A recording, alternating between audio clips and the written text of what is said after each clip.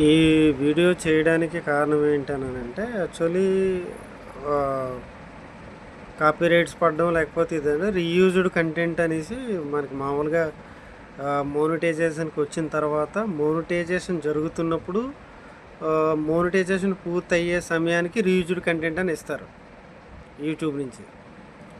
ఇందులో reused content ఎట్లా తీసేయాలి ఏంటి చాలా ఛానల్‌లు చాలా విషయాలు చెప్తూ ఉంటాయి.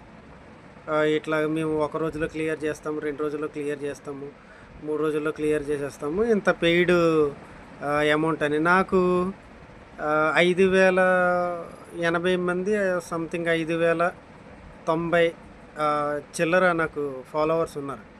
సబ్స్క్రైబర్స్ ఉన్నారు. నా వాచ్ అవర్ వచ్చి 33,000 గంటలో ఏమో సంథింగ్ ఏదో ఉంది. సో, నేను పొలిటికల్ పోస్టులు వేయటం వలన నేను ఏదో ఒక చోట నుంచి వీడియోని గ్యాదర్ చేసుకోవాలి. గ్యాదర్ చేసుకున్న తర్వాత దాన్ని మనం కొంచెం అటు ఇటు మార్పులు చేసి మనం పోస్ట్ చేసుకుంటాం. రీయూజ్డ్ కంటెంట్ అనంటే 3:30, 2:30 గంటల సినిమాలో మధ్యలో ముక్క పెట్టినా సరే అది ఆ సినిమాలో ముక్క అని చెప్పిన తర్వాత మనం చేసేది ఏమి ఉండదు.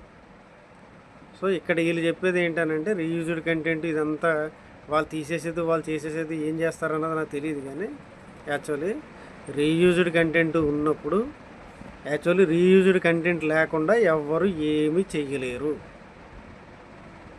ఇప్పుడు ఫర్ సపోజ్ వంట వండుతున్నారు. రీయూజ్డ్ కంటెంట్ అని అంటే ఒక దోశ వేసేటప్పుడు ఎవరో ఒక లేడీ ఒక దోశ వేసేటప్పుడు దాంట్లో ఉల్లిపాయలు పచ్చిమిర్చి వేయండి అని చెప్పింది. ఎవరు కుకింగ్ వీడియోస్ చేసినా వాళ్ళు దోశ వేసేటప్పుడు అదే చెప్తారు. అది రీయూజ్డే అవుద్ది. ఇక్కడ ఏంటనంటే యాక్చువల్లీ పాతలో ఐడీస్ ఉన్నవాళ్ళు లేకపోతే యూట్యూబర్స్ కింద ఉన్నవాళ్ళు వాళ్ళు కొంచెం సేఫ్ సైడ్. ఇప్పుడు వచ్చేటప్పటికి ఏంటంటే కొంచెం వాడు రూల్స్ పెట్టాలని చూస్తున్నాడు. కానీ రూల్స్ పెట్టినా పెట్టకపోయినా ఏది ఏమైనా రీయూజ్డ్ కంటెంట్ లేకుండా ఎవడో ఉండడు.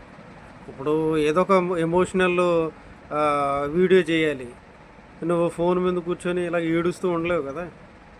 బ్యాక్గ్రౌండ్ ఏదో ఒక ఎమోషనల్ సాంగ్ బ్యాక్గ్రౌండ్ వచ్చేలాగా ఏదో ఒకటి సెట్ చేసుకుంటాం. అది రీయూజ్డ్ కంటెంట్ అని అంటే ఇంక చేసేది ఏమి ఉండదు. సో, ఇందువల్ల మీరు ఎవరికి డబ్బులు ఇచ్చి ఏమీ చేయవసరం లేదు. ఒక్కటే క్లియర్గా గుర్తుపెట్టుకోండి.